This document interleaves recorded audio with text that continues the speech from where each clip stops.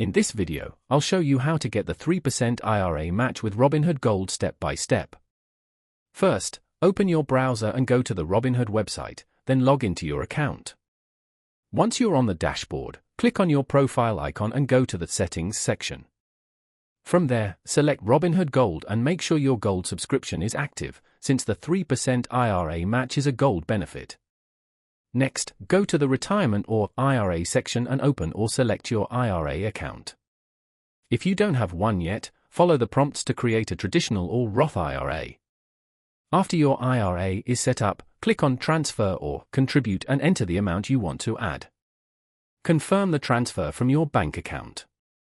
Once your contribution is completed, Robinhood will automatically apply the 3% match to eligible deposits. You can track this match in your IRA account activity or summary section. Keep in mind that certain conditions may apply, like holding the funds for a specific period. That's how you can take advantage of the 3% IRA match with Gold. If you found this helpful, don't forget to like the video and subscribe for more easy tutorials.